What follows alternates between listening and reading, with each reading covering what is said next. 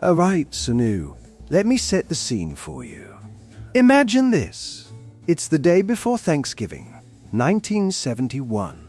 A man calmly boards a Boeing 727, orders a bourbon and soda, lights a cigarette, and then, mid-flight, he tells a flight attendant he has a bomb.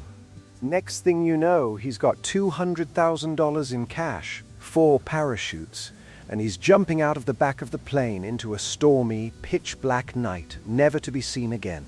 Sounds like something straight out of a Hollywood blockbuster, right? Manu, it absolutely does. But what's so chilling, and frankly captivating, is that this isn't fiction. We're talking about the infamous D.B. Cooper, the ultimate enigma. It's one of those stories that just latches onto your brain and refuses to let go. Who was this guy? And how on earth did he pull it off, or at least, almost pull it off? Exactly! It's the only unsolved air piracy case in American history, and it's been puzzling the FBI and armchair detectives for over 50 years. This isn't just a crime, it's a piece of American folklore at this point. So, let's peel back the layers on this incredible true story. November 24th, 1971. A man identified as Dan Cooper, though the media later famously mislabeled him as D.B. Cooper, and the name just stuck, buys a one-way ticket on Northwest Orient Airlines Flight 305 from Portland, Oregon to Seattle, Washington. A quick 30-minute flight. And he's just unassuming, isn't he? Mid-40s, dark suit, black tie, white shirt. Very calm, even sophisticated looking. He wasn't drawing any attention to himself until that fateful moment when he handed the flight attendant, Florence Schaffner, a note. She actually thought he was just giving her his phone number, which was apparently a common thing back then. Yeah, exactly. She just tucked it into her purse, probably rolled her eyes a bit, you know. But Cooper insisted she read it, and that's when things got real. The note, in neat block letters, stated, "I have a bomb in my briefcase. I want you to sit next to me." Can you imagine that moment? The sheer terror. Oh, my heart would be pounding out of my chest. She sits down, and he calmly opens his briefcase just enough for her to glimpse what looks like sticks of dynamite and wires. It wasn't a bluff. He was serious. That's the part that always gets me, the cold, calculated nature of it all. No theatrics, just a very clear, very dangerous message. Absolutely. His demands were precise.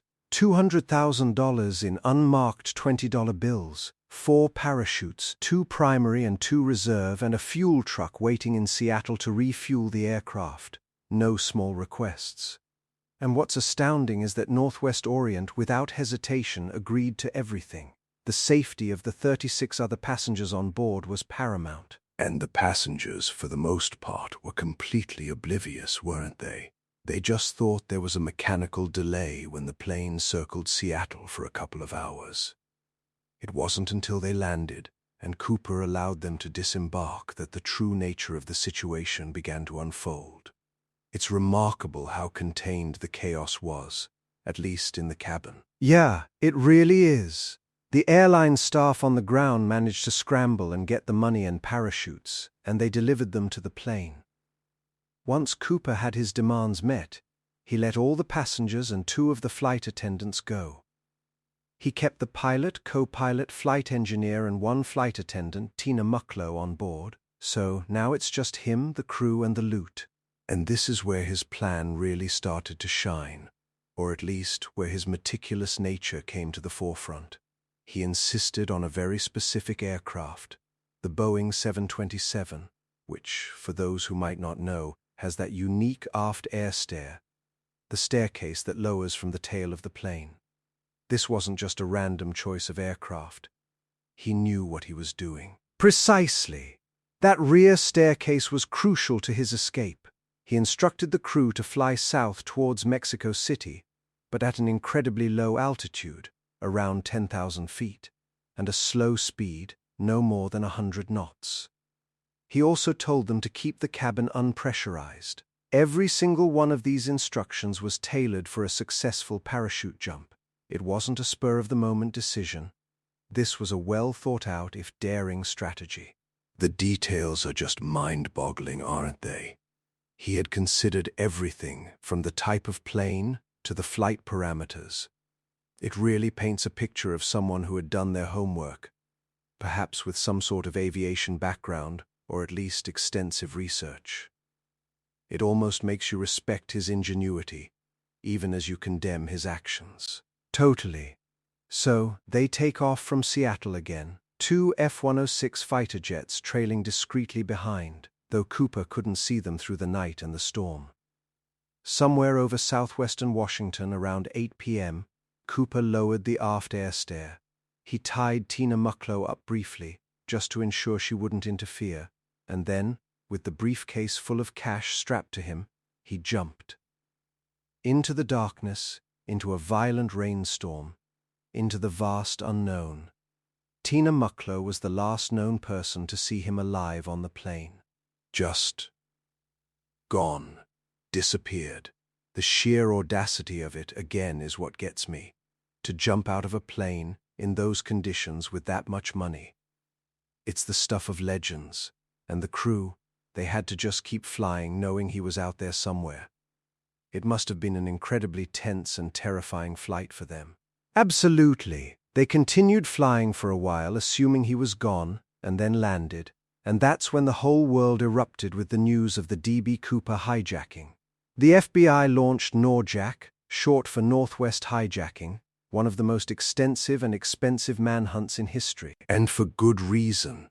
This was unprecedented. For years, the FBI pursued every conceivable lead.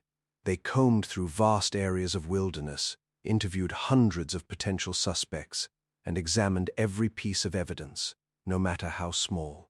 They found a few pieces of his tie clip, maybe some other small fragments, but absolutely no trace of Cooper himself or the bulk of the ransom money. 50 years, Sanu! Imagine being an FBI agent working on that case, pouring your heart and soul into it, and coming up empty-handed for decades. The search for Cooper became almost mythological. People were obsessed. Was he a seasoned paratrooper, a disgruntled airline employee, a thrill-seeker?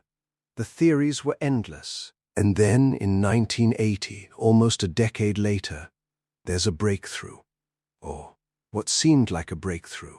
A young boy named Brian Ingram, while digging a fire pit on a beach along the Columbia River near Vancouver, Washington, uncovers 3 bundles of the ransom money, about $5,800, identified by the serial numbers. That must have been a huge moment for the investigation. Oh, it was massive. It confirmed the money was real, and it reignited the public's interest. It also offered a geographical clue, albeit a confusing one. The location where the money was found didn't quite align with the initial search areas, leading to new theories about his jump point and whether the money had simply washed downstream. Which actually makes the mystery even deeper, doesn't it? If the money was found there, it implies a few things. Either he landed somewhere upstream and the money drifted, or he survived the jump, buried some of it, and then left it there for some reason. Or, perhaps most likely, he died during the jump, and the money was eventually carried by the river. It doesn't definitively tell us anything about Cooper's fate. That's exactly it. And the prevailing theory among many after that discovery was that Cooper probably didn't survive. Jumping at night in a severe storm, over rugged, mountainous, heavily forested terrain, with what seemed to be rudimentary parachuting skills, it's a recipe for disaster. There's even a detail about the parachutes he chose. Oh, right, I remember hearing about that. He actually picked one of the reserve parachutes, not a primary one, for his jump. Is that correct? What does that tell us about him? Yeah, that's a crucial detail revealed much later. The FBI concluded that Cooper ignored one of the main parachutes and instead chose one of the reserve chutes. These reserve chutes aren't designed for a controlled freefall from an aircraft. They're meant for emergency deployment. That piece of information completely changes our perception of his skills. It suggests he wasn't a highly experienced paratrooper, at least not at that specific moment, or that he was just incredibly reckless or desperate. That's a huge revelation.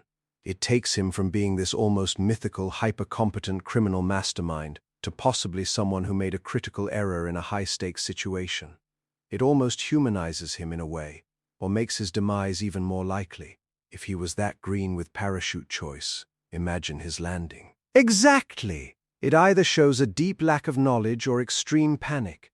Either way, it dramatically reduces his chances of survival. But then, if he didn't survive, where's the rest of the money? Where's his body? The Pacific Northwest wilderness is incredibly dense and unforgiving, capable of swallowing up entire airplanes, let alone a single person. It's a needle in a haystack situation, multiplied by thousands of square miles of dense forest, ravines, and rivers. Even with modern technology, finding a single individual in such terrain, especially after decades, is almost impossible.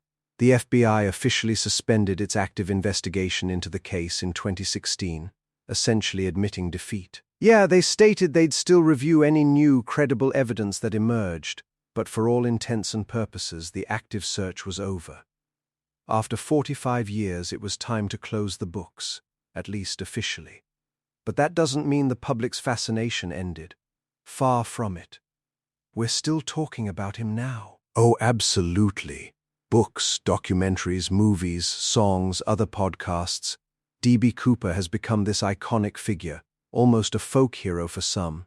He represents that ultimate fantasy of pulling off the impossible and vanishing without a trace.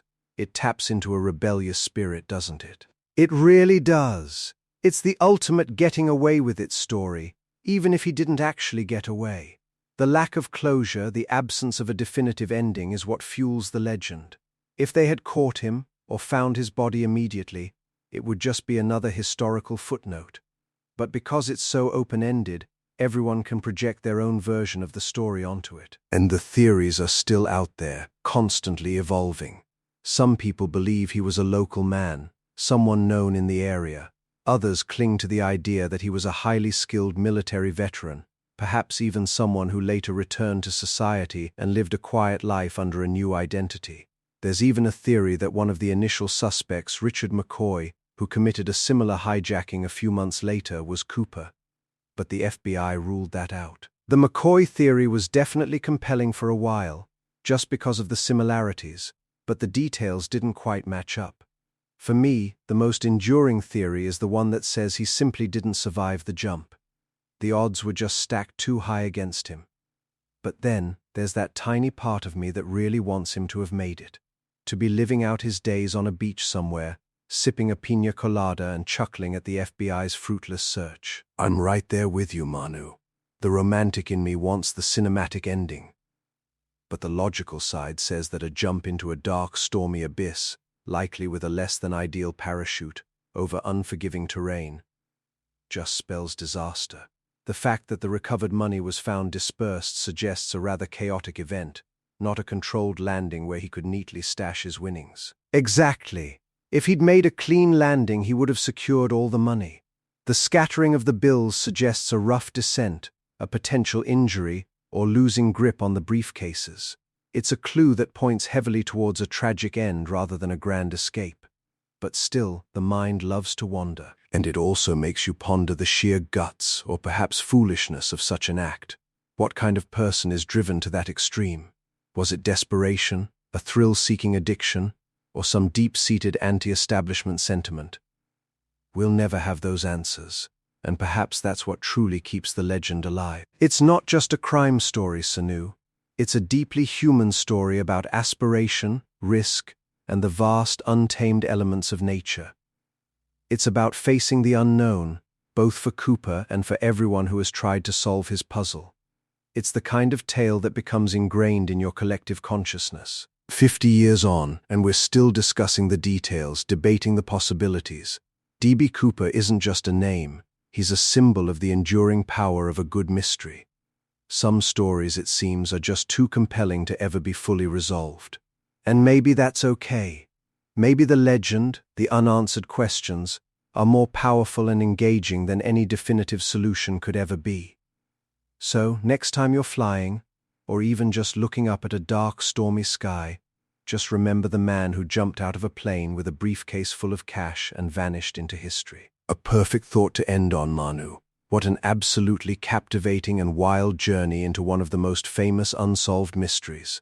Thanks for sharing all those incredible details. My pleasure, Sanu. Always great to dive into these kinds of stories with you. Until next time, everyone, keep wondering, and maybe keep an eye out for any old $20 bills. Haha, exactly. Take care, everyone. We'll catch you on the next one.